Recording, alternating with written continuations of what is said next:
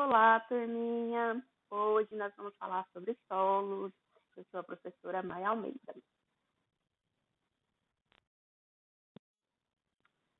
Galerinha, o que é solo?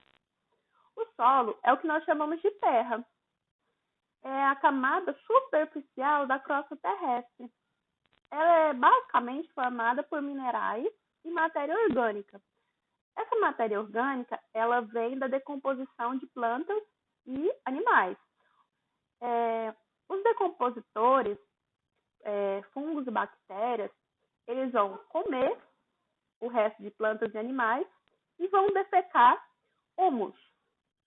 Ou seja, esse humus é utilizado para nutrir as plantas. É um tipo de...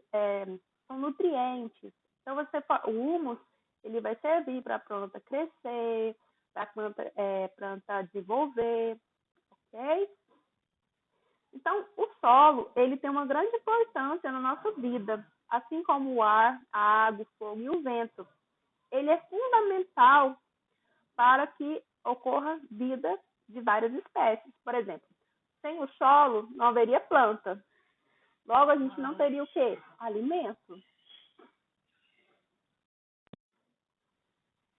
O solo ele é um recurso renovável, ou seja, ele é um elemento natural que pode ser diversas vezes utilizado pelo ser humano. Por exemplo, quando eu pego uma área e faço uma plantação ali, por exemplo, de soja, eu posso, depois que eu correr ali, que eu retirar toda aquela soja e tal, eu posso replantar uma soja. Só que assim, a má utilização e a não conservação dos solos fazem com que ele fique incultivável, que ele fique fértil. E aí que eu preciso de algumas técnicas para melhorar os nutrientes desse solo.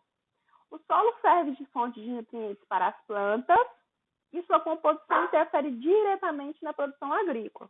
Por exemplo, se eu não tiver nutrientes ali naquele solo, a produção agrícola é o quê? É prejudicada, porque a planta não vai desenvolver, ela não vai crescer. E aí não vai poder o quê?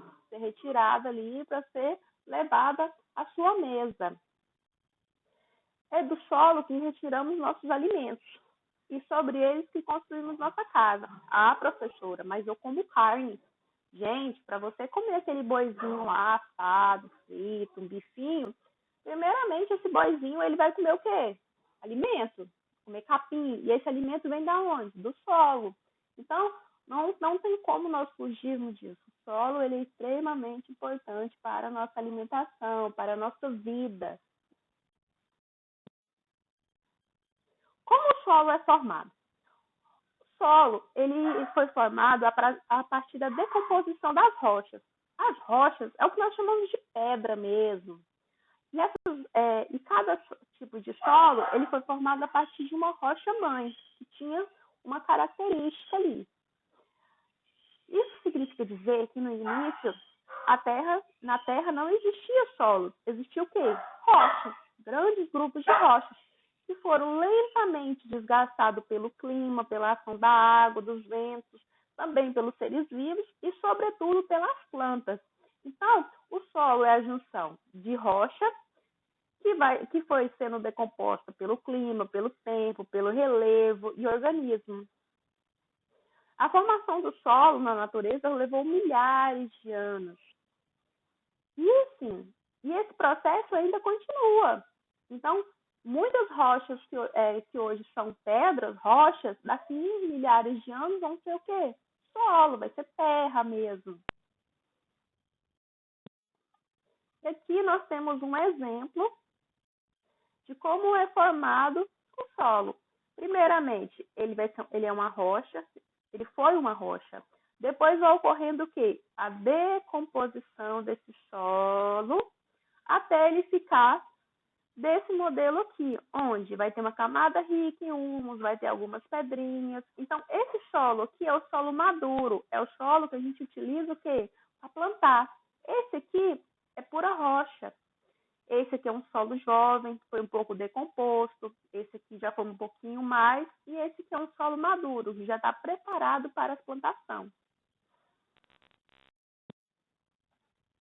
O processo de formação de solo obedece a seguinte cronologia.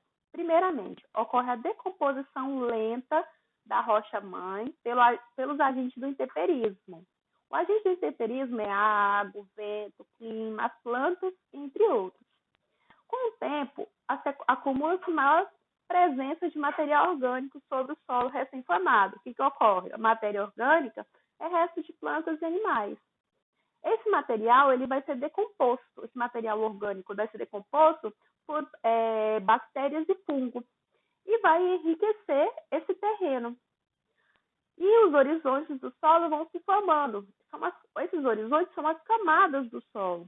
O solo, em estágio mais avançado, ou seja, ele está maduro, passa a contar com diferentes horizontes, além de apresentar uma camada superficial orgânica propícia para o plantio e para a existência de vegetação, árvore, capim.